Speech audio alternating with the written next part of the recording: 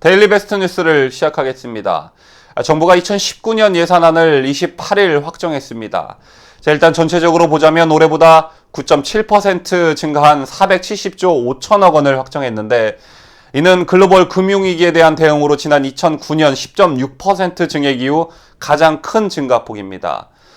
너무도 당연한 얘기지만 이 돈은 그 누구의 돈도 아닌 여러분이 낸 세금으로 이루어진 돈입니다.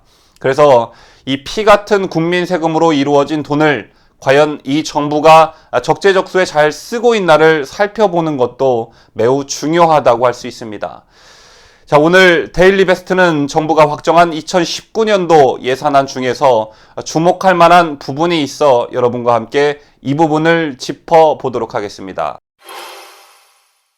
문재인 정부는 내년도 북한 인권재단 운영기금을 책정하면서 올해 108억 원에서 8억 원으로 대폭 삭감했습니다. 자, 다시 말씀드리지만 108억 원에서 8억 원입니다.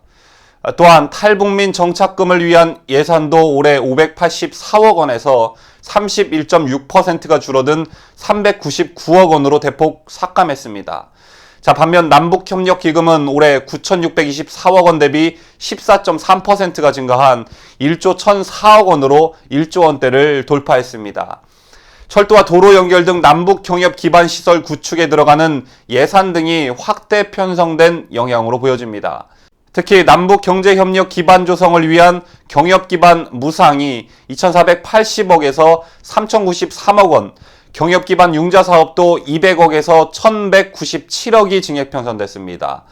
이 밖에도 이산 가족교류 예산도 336억 원으로 올해 120억보다 크게 늘었습니다. 또한 민생협력 지원이 2,310억에서 4,513억으로 늘어났고, 사회문화 교류 지원은 129억에서 205억으로 증액 편성됐습니다.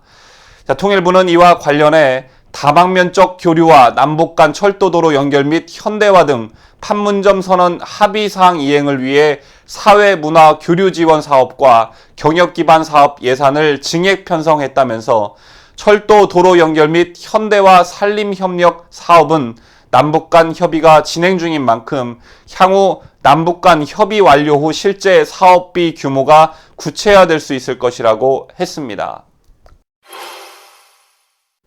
자, 여기서 우리가 주목할 것은 문재인 정부가 내년도 북한 인권재단 운영기금을 책정하면서 올해 108억 원에서 8억 원으로 대폭 삭감했다라는 점과, 탈북민 정착금을 위한 예산도 올해 584억 원에서 31.6%가 줄어든 399억 원으로 대폭 삭감했다라는 점인데, 북한 인권과 관련된 단체들과 이와 관련한 사업들이 위축될 거라는 우려들이 나오고 있습니다.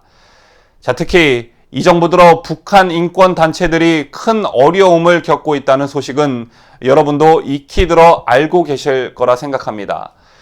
자, 북한 인권 운동에 앞장서온 한반도 통일과 인권을 위한 변호사 모임의 김태훈 대표는 지난 24일 국내 한 일간지와 가진 인터뷰에서 북한 인권 단체들에 대한 기업의 후원금과 사회적 관심이 모두 끊기고 단체들에 대한 사법당국의 계좌 추적과 압수수색 등 압력이 진행되고 있다고 말했습니다. 통일부가 지난 6월 북한 인권법의 심장인 북한 인권재단 사무실을 폐쇄한 것은 광범위한 북한 인권 운동 탄압의 일각에 불과하다는 것입니다.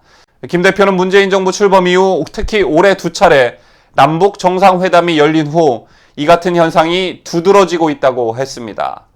자, 그는 정상회담 이후 북한 인권을 거론하는 것 자체가 금기시되고 있다면서, 지난해까지 유엔이 매년 반인도 범죄자로 낙인 찍은 김정은이 지금은 친근한 이미지로 포장되고, 심지어 김정은의 비위를 맞추기 위해 북한 인권 얘기는 입 밖에도 꺼내지 않는다고 비난했습니다. 김정은이 정상국가의 지도자인 양 미화되면서 북한 인권 운동이 더욱 어려워지고 있다는 얘기입니다. 또한 그는 경제 규모가 세계 11위로 선진국 반열에 오른 대한민국이 북한 인권을 홀시하는 것은 부끄러운 일이라고도 했습니다. 이어 올해는 세계인권선언 선포 70주년으로 북한 인권 활동에서 굉장히 중요한 시기라며, 깨어있는 지식인과 시민들이 유엔의 문을 노크하고 호소해서 북한 인권의 심각성을 알려야 한다고 강조했습니다. 뉴스를 마치면서 뉴욕에 본부를 둔 국제인권단체 알렉스 그레드스타인 전략기획실장은 문재인 정부가 북한 주민의 인권을 무시하는 것은 역사적 실책이라고 말했습니다.